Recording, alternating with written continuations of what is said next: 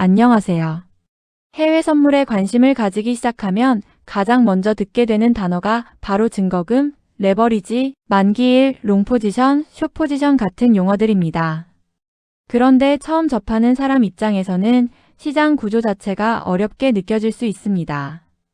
특히 2026년 현재처럼 미국 증시와 금, 원유, 달러 움직임이 글로벌 경제와 직접 연결되는 상황에서는 해외 선물, 시장 구조를 이해하는 것이 훨씬 중요해졌습니다. 최근에는 개인 투자자들의 참여가 크게 늘어나면서 마이크로 상품이나 소액 거래 시스템도 활성화되고 있습니다. 오늘은 해외 선물이 처음인 분들도 쉽게 이해할 수 있도록 시장 구조를 최대한 간단하게 정리해 보겠습니다.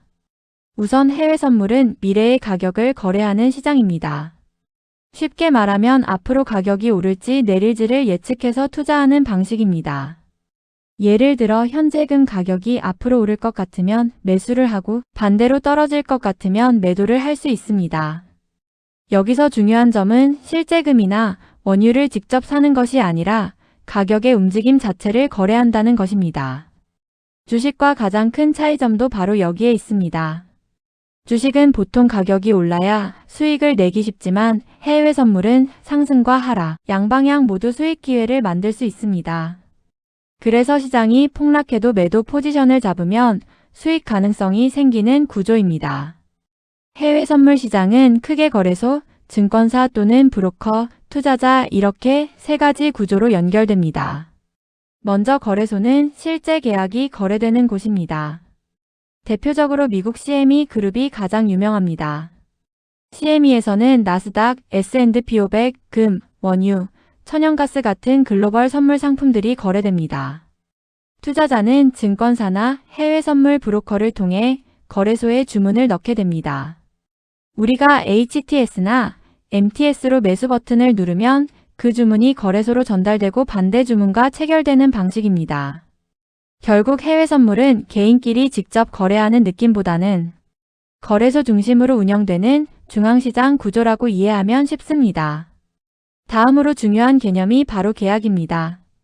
해외 선물은 단순히 일주 개념이 아니라 계약 단위로 움직입니다. 예를 들어 나스닥 선물 NQ는 일정 금액 단위로 움직이고 골드 선물 지시도 계약 규모가 정해져 있습니다. 최근에는 초보 투자자들을 위해 마이크로 상품도 많이 활성화됐습니다. 대표적으로 마이크로 나스닥인 MNQ나 마이크로 골드, MGC 같은 상품은 기존 계약의 10분의 1 규모라 비교적 부담이 적습니다.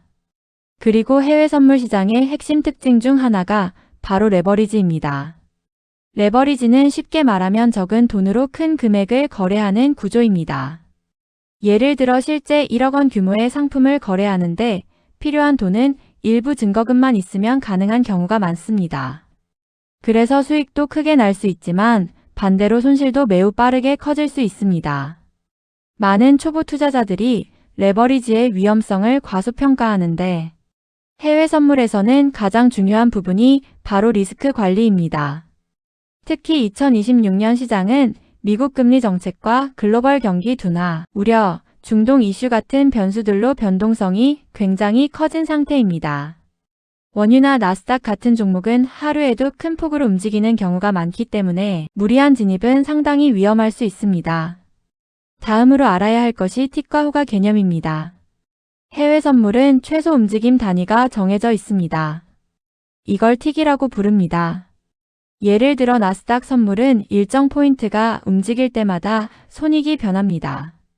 그리고 호가는 현재 시장에서 사고 팔려는 가격들을 의미합니다. 초보자들은 차트만 보는 경우가 많지만 실제로는 호가창 흐름도 굉장히 중요합니다. 매수세가 강한지 매도세가 강한지에 따라 단기 방향이 달라질 수 있기 때문입니다. 특히 단타 매매를 하는 투자자들은 체결 속도와 호가 움직임까지 함께 체크하는 경우가 많습니다. 그리고 해외 선물 시장은 거래 시간이 굉장히 길다는 특징이 있습니다. 대부분의 주요 상품들은 거의 24시간 가까이 거래됩니다. 한국 시간 기준으로 미국장이 열리는 밤 시간대에 거래량과 변동성이 집중되는 경우가 많습니다. 특히 나스닥이나 S&P 500은 미국 증시 개장 시간에 움직임이 가장 활발해집니다. 그래서 직장인 투자자들도 야간 시간대를 활용해 거래하는 경우가 많습니다. 다만 변동성이 큰 시간대에는 급등락도 심해지기 때문에 무조건 거래량이 많다고 좋은 것은 아닙니다. 자신이 감당 가능한 리스크 범위 안에서 접근하는 것이 중요합니다. 또 해외 선물은 만기일이 존재합니다. 선물이라는 이름 자체가 미래 계약이기 때문입니다. 일정 기간이 지나면 계약이 종료되고 다음 월물로 이동하게 됩니다. 이를 롤오버라고 부릅니다. 초보 투자자들은 이 개념을 모르고 거래하다가 갑자기 거래량이 줄거나 차트 흐름이 달라지는 상황을 경험하기도 합니다. 특히 원유나 천연가스 같은 상품은 만기 영향이 강하게 나타날 수 있기 때문에 거래 전에 월물 변경 날짜를 꼭 확인하는 습관이 필요합니다. 그리고 해외 선물 시장은 경제지표 영향을 굉장히 크게 받습니다. 미국 CPI 발표, FOMC 금리 발표, 고용지표, 원유재고 발표 같은 이벤트가 나오면 시장 방향이 순식간에 바뀌는 경우가 많습니다. 실제로 올해도 미국 금리 정책 관련 발언 하나에 나스닥과 달러, 금 가격이 동시에 크게 움직이는 상황이 반복되고 있습니다. 그래서 단순히 차트만 보는 것이 아니라 경제 흐름과 글로벌 뉴스도 함께 체크해야 합니다.